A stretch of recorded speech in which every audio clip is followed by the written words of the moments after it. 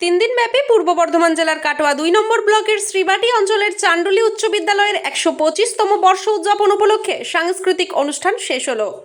এদিন রাতে যাত্রা অনুষ্ঠান অনুষ্ঠিত হলো বিদ্যালয়ের মাঠে। গ্রাম বাংলার সংস্কৃতি ধরে রাখতে বদ্ধপরিকর চান্ডুলি এলাকার মানুষেরা। ভৈরব গঙ্গোপাধ্যায় রচিত সামাজিক যাত্রাপালা মা মাটি মানুষ।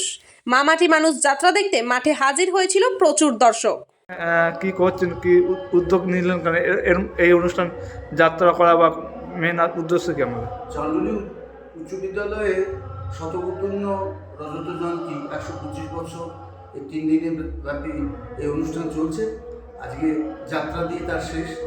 আজকে যাত্রাপালা মা মাটি মানুষ, গ্রাম বাংলার প্রাচীন সংস্কৃতি এই যাত্রা হারিয়ে যেতে বসেছে বলে এই বিদ্যালয়ের পূর্ণ লগ্নে গ্রামের সমস্ত ছেলেদের নিয়ে ভৈরব গাঙ্গুলির লেখা ভৈরব গঙ্গোপাধ্যায়ের লেখা মা মাটি মানুষ যাত্রাপালা আজকে মঞ্চস্থ হবে। ঠিক সাথে এই যাত্রা কি হারাতে বসে গেছে গ্রামের দিকে যাত্রা অতিরিক্ত খরচের ভয়ে গ্রামের ছেলেরা যাত্রা নাটক থিয়েটার করতে ভয় পাচ্ছে।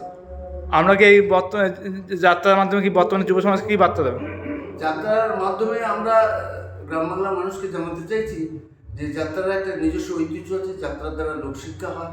ঠাকুর রামকৃষ্ণ পরমহংসদেব পর্যন্ত বলতেন যাত্রার লোকশিক্ষা হয়। সেই ধারাটাকে আমরা বয়ে নিয়ে যেতে চাইছি। আর যাত্রা দেখার জন্য মানুষকে অগণিত মানুষ যাত্রা মঞ্চে আজকে উপস্থিত হয়েছেন এবং আরও দলে দলে লোক আসছেন।